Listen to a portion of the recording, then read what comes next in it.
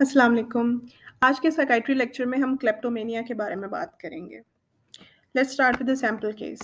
So there's this girl who's 29-year-old woman and she's been struggling with a recurrent urge to steal items and she doesn't need them and they are of little value to her. मतलब वो कोई ख़ास चीज़ ज़रूरी नहीं है कि कोई महंगी चीज़ हो या उसकी किसी ज़रूरत की चीज़ हो, लेकिन चोरी करती है वो। और ये जो कंपल्शन है, this has been present for many years. Multiple times embarrassment का सामना करना पड़ा है और शॉपलिफ्टिंग और थेफ्ट के चक्करों में जो है ना उसको अरेस्ट भी किया गया है। और ये जो पेशेंट है इसको ग्रोइंग सेंस ऑफ टेंशन होती है बिफोर स्टीलिंग, और जब वो स्टील कर लेती है तो उसको एक रिलीफ और ग्रेटिफिकेशन फील होती है। बाद में उसको अशेम भी फील होती है, उसको पता है कि उसने गलत किया है, वो गिल्टी भी फील करती है, शर्मिंदा भी होती है, लेकिन उस अर्ज ऑफ स्टीलिंग को वो कंट्रोल नहीं कर सकती। और despite facing a lot of embarrassment and legal consequences, she still keeps on doing it.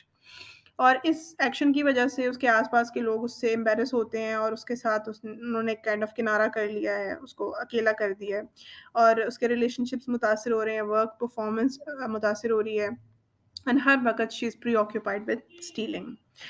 तो let's talk a little bit about this disorder. तो ये एक डिसऑर्डर जो है, इसमें बार बार एक अर्ज होती है चीज़ों को चुराने की। ठीक है, you have to steal the object और जब तक आप उसको स्टील नहीं कर लेते, बार बार एक अंदर से एक टेंशन बढ़ती चली जाती है, बढ़ती चली जाती है। और जैसे ही वो पेशेंट चोरी कर लेता है तो उसकी एंग्जाइटी फ़ौरन रिलीज हो जाती है और उसको अच्छा फील होता है। The patient knows that the patient is doing wrong but he is unable to stop himself or herself. ठीक है, the act of stealing is the goal. इसकी एपिडेमियोलॉजी पे अगर बात करें तो फीमेल्स मेल से ज़्यादा मुतासर होती हैं, 3:1 रेशो है और तकरीबन 4 टू 24 क्रॉनिक शॉपलिफ्टर्स के अंदर इनमें क्लेप्टोमेनिया होता है।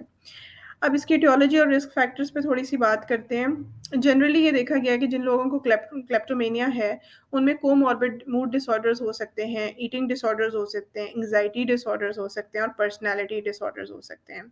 दे have a higher risk of substance use और जिनकी फैमिली के अंदर जो है ना ओसीडी और सब्सटेंस यूज़ होता है, उनमें भी इसका हायर रिस्क होता है।